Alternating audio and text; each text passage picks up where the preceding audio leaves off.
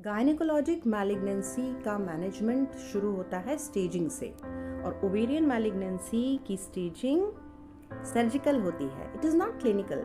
CS cervix में staging होती है क्लिनिकल, लेकिन ओवेरियन मैलिग्नेंसी की सर्जिकल स्टेजिंग होती है। We have to perform an exploratory laparotomy to stage ovarian malignancy.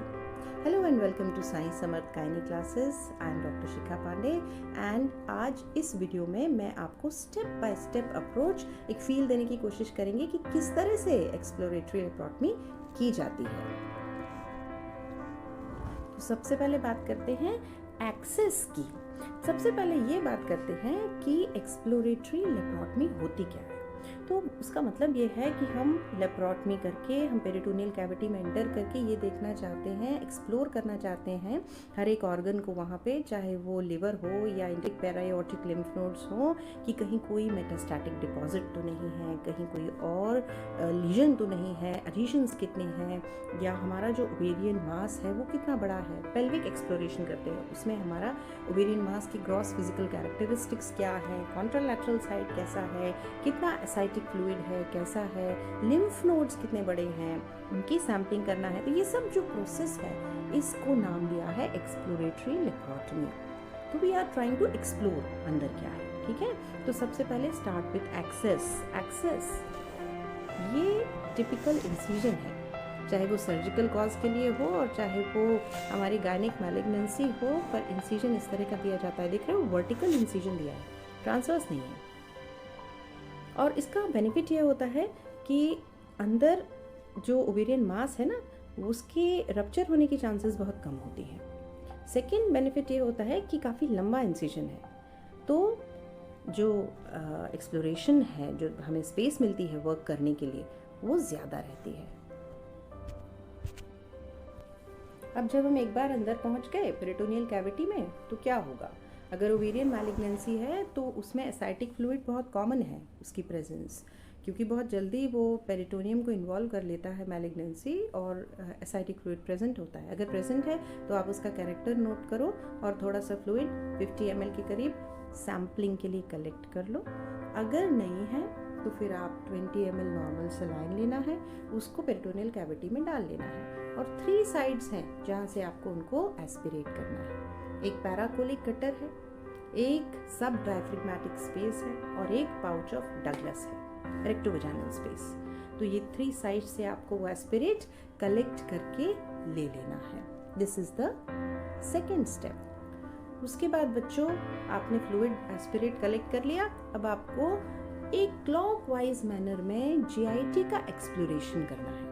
मतलब आप सीकम से शुरू करोगे और सीकम से क्लॉकवाइज डायरेक्शन में आप मूवमेंट शुरू करोगे, और हर एक ऑर्गन को अच्छे से पैल्पेट करके देखोगे, ढूंढोगे कि कहीं कोई मेटास्टैटिक डिपॉजिट तो नहीं है ना। या तो सब under surface of the liver है, under surface of the diaphragm है, इंटेस्टाइन्स है, स्टमक है, everything, and you will come back here.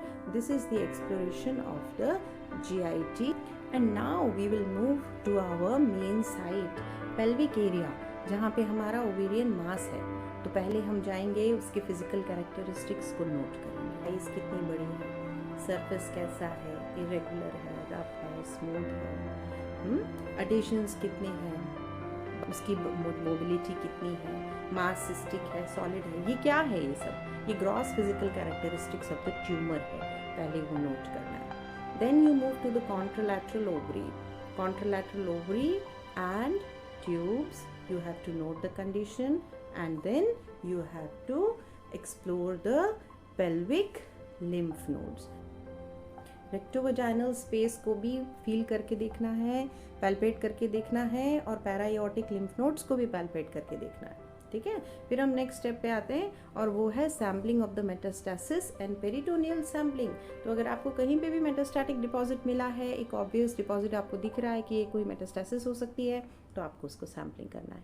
Lymph node कब क्लिनिकली सिग्निफिकेंट होता है, कितनी साइज, अगर 1 सेंटीमीटर से बड़ा है ना लिम्फ नोड, तो फिर वो सिग्निफिकेंट, क्लिनिकली सिग्निफिकेंट होता है। आपको पेरिटोनियम मल्टीपल साइट से पेरिटोनियल पंच बायोप्सीज लेनी है।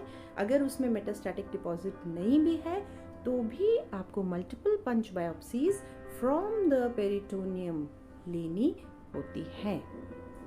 Pelvic and para-aortic lymph nodes have to be sampled. Lymph node sampling के लिए, pelvic lymph node sampling के लिए पैरावेसिकल स्पेस में कैसे एंटर करना है, एक्सेस करना है, मैंने सर्जिकल पेल्विक एनाटॉमी वाले वीडियो में अच्छे से समझाया हुआ है, तो आप उसको ज़रूर देख लेना। तो इतना करने के बाद में हमारा एक्सप्लोरेशन ख़त्म हो गया। अब हमें डीबल्किंग करनी है। डीबल्किंग का मतलब ये होता है कि हमारा जो ओवेरियन मास है, अगर एडवांस्ड डिजीज़ है, एडवांस्ड मैलिग्नेंसी है, तो वहाँ पे पूरा मास कभी कभी एक्साइज नहीं हो पाता है, तो जितना एक्साइज हो सकता है उतना एक्साइज करते हैं। अगर less than 1 centimetre of the mass remaining है, लेफ्ट ओवर है, तो हम उसको कहते हैं कि ऑप्टिमल डीबल्किंग हुई है। और अगर 1 सेंटीमीटर से ज़्यादा का बचा रहता है तो उसे सब ऑप्टिमल डीबल्किंग कहते हैं। इन दोनों चीज़ों का प्रोग्नोसिस पे असर पड़ता है। Chemotherapy is more effective if optimal debulking could be performed. So please subscribe the channel and share it among your friends. Thanks for watching.